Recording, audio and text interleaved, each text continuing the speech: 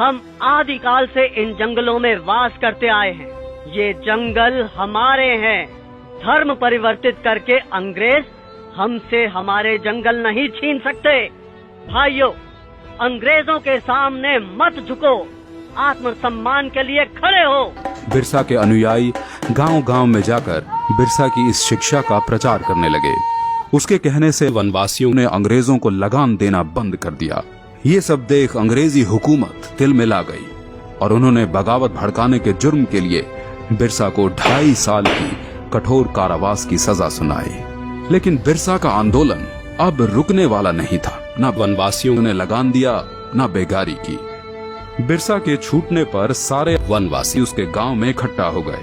बिरसा की क्रांति की पुकार से सिंह भूमि, चाईबासा और रांची के जंगल गूंज उठे। अब वक्त आ गया है जब हम अपनी जमीनें अंग्रेजों से वापस लेंगे और एक नए सतयुग का आरंभ होगा।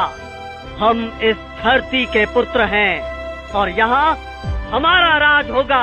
बिरसा गांव-गांव घूमकर अंग्रेजों के खिलाफ मोर्चा बढ़ाने लगा। बिरसा के अनुयायी तीर कमान से लड़कर भी अंग्रेजों की बंदूकों पर भारी पड़ने लगे। वे जंगल से आते और अंग्रेजों को मारकर गायब हो जाते। जिस तरह बिरसा हम पर और हमारे ठिकानों पे हमला कर रहा है, ऐसे तो ईसाई धर्म का यहाँ अंत ही हो जाएगा। बिरसा वनवासियों को ईसाई बनने नहीं देगा। हम बिरसा के सिर पर भारी इनाम रखेंगे, फिर देखते हैं वो भागकर कहाँ जाता है। हाँ, क्यों नहीं?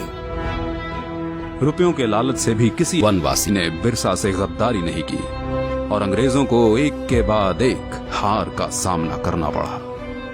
एक बार जंगल में खाना बनाने के धुएं से अंग्रेजों को बिरसा के ठिकाने का पता चल गया। सभी वनवासी सरदार बिरसा समेत पकड़े गए और उन्हें सख्त कारागार में डाल दिया गया।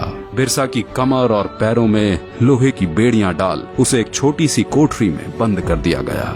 अंग्रेजों ने उसके खाने में आर्सेनिक नाम का जहर डालकर उसे मरवा डाला और दुनिया को ये बताया कि वो हैजे से मर गया। मात्र 25 वर्ष की आयु में बिरसा अपने धर्म और देश की रक्षा के लिए शहीद हो गया। 25 साल में इतना कुछ करने वाला कोई आम इंसान नहीं हो सकता और यही कारण है कि बिरसा मुंडा को भगवान का अवतार माना जाता है। आजादी के बाद कांग्रेस की सरकार बन गई और उन्होंने ईसाइयों को खुश करने के लिए भगवान बिरसा मुंडा के इतिहास को पुस्तकों से गायब करवा दिया। लेकिन भगवान बिरसा मुंडा आज भी सभी हिंदुस्तानियों के दिलों में जीवित हैं। हम चाहे गांव में रहते हों या शहरों में, हम सब वनवासी हैं, क्योंकि हम सब जंगलों से ही तो आए हैं। भगवान बिरसा मुंडा सभी वनवासियों के भगवान हैं। वो हमारे भगवान हैं।